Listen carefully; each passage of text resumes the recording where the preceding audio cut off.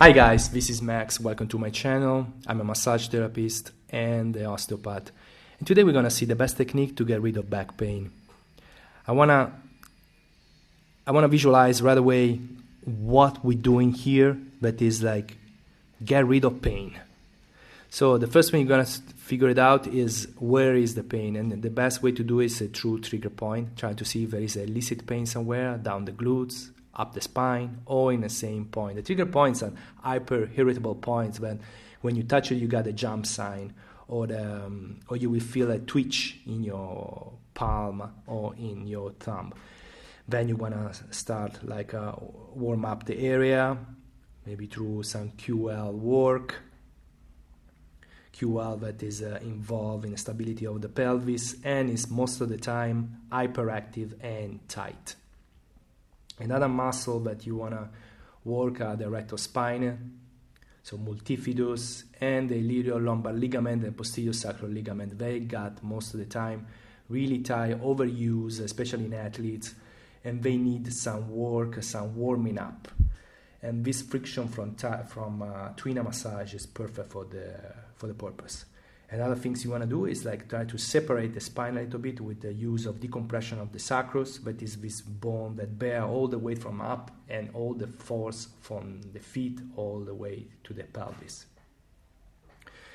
Then I move to what is called active engaged technique. So with the help of your clients, that is move in rotation the hips, allow the lengthening and shortening of the fascia that you're gonna strip when it's lengthening. So again, we are working mostly on the erectors, and now we're working with side bending. Try to close and open the facet of the vertebra.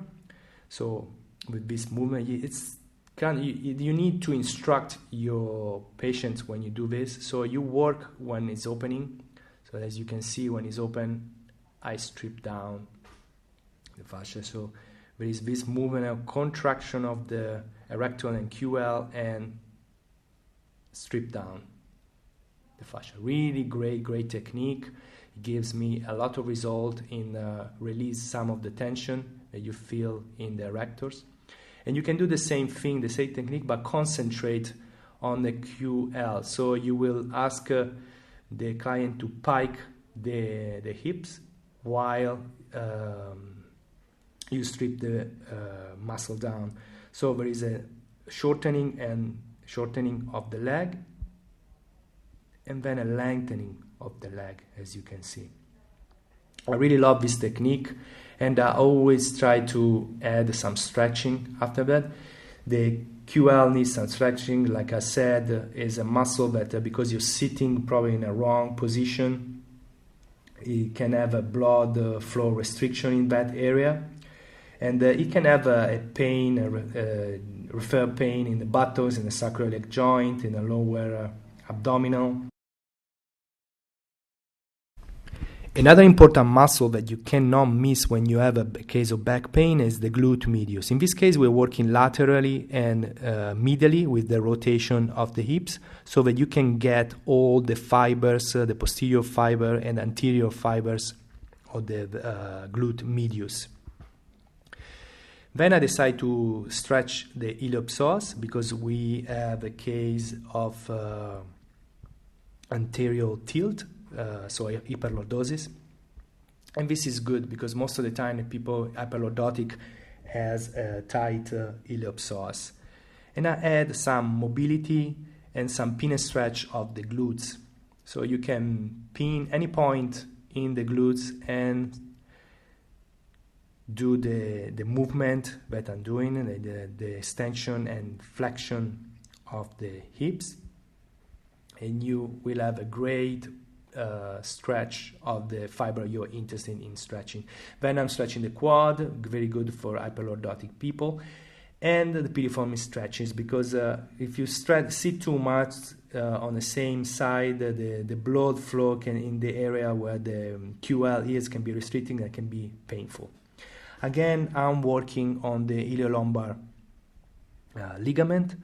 I'm doing really a precise work, pushing cranially, and in the same time laterally towards the iliac crest, starting from the base of the sacrum, reaching L4, L5, and then moving laterally to the iliac crest. I hope I could show you better, but I thought it was visible, but actually it wasn't.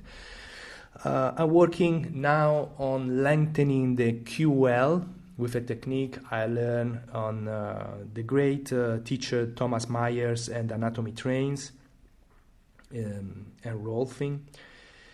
And again, now I'm going back to work the erectors as I do at the beginning to see if there is some change. I don't stay on a muscle too long. I don't want the client to perceive pain and be desensitized to the pain. I want to give some work, then move to another muscle and going back again to see if we have some change.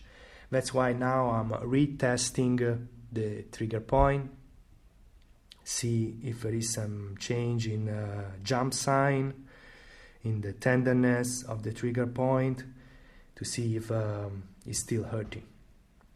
And then some body rocking. Body rocking are great in the middle of a massage to make the client relax, to take some tension, to make aware of other part of the body, and to give this rocking that is kind of a relaxing and just pleasurable. And then I decide to adjust some in the vertebra in the thoracic spine. I give I have two good crack that unfortunately you can't hear because of the voiceover. I always work the upper and the lower part where the pain is. So if you have a lower back pain, you want to work the glutes. If you have and you want to work the thoracic. In this case, I'm not working the thoracic, but I try to extend and to give some mobility to the hips. Thank you guys for watching. I hope you enjoy, and I hope I'll see you soon next video, and leave a comment below and subscribe. Thank you.